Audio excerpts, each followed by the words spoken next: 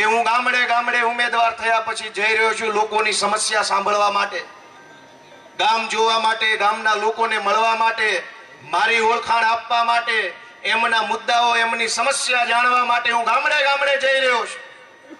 Diary, વેદનાની diary બનાવી છે મેં, અને એમાં ગામે ગામની વેદના લખી છે કે કયા ગામની કઈ વેદના છે. આ ભાજપ વાળા એવી જાહેરાતો કરે છે. ડબલ એન્જિન સરકાર, એમાંય વધારે બોલકા ભાજપના નેતા એમ કે મોહાળમાં માન જમણવાનું છે, પીરસનાર માન, મોસાળમાં જમણ. ડબલ એન્જિન સરકાર. વિસાવદરની નગરપાલિકામાં ભાજપ, ભેસાણની તાલુકા પંચાયતમાં ભાજપ, વિસાવદરની તાલુકા પંચાયતમાં ભાજપ, જિલ્લા પંચાયતના આ વિધાનસભાની જે સીટો આવે છે એમાં એક બાદ કરતા બધાય ભાજપમાં.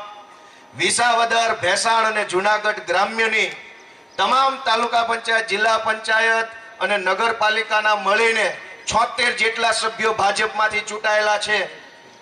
તાલુકા પંચાયતનું એન્જિન લાગ્યું, કામ ન થયું. જિલ્લા પંચાયતનું એન્જિન લાગ્યું, કામ ન થયું. ડિસ્ટ્રિક્ટ બેંકનું એન્જિન ભાજપનું લગાડ્યું, કામ ન થયું.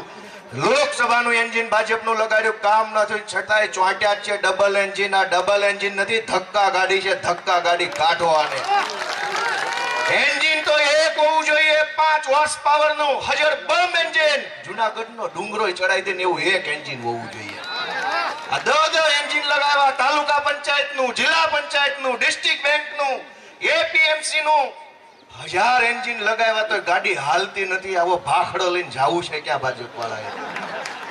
છતાંય ચોંટ્યા છે કે ખેડૂતોનું ભલું કરશું, ભલું કરશું. આટલા એન્જિન લગાવ્યા.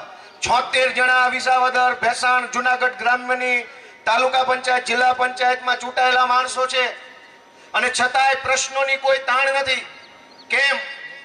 કેમ કે એકેય માયના લાલમાં એવી ઓકાત નથી કે બોલે. ભાજપ વાળાએ બધા એના મોઢે શીકલા બાંધ્યા છે.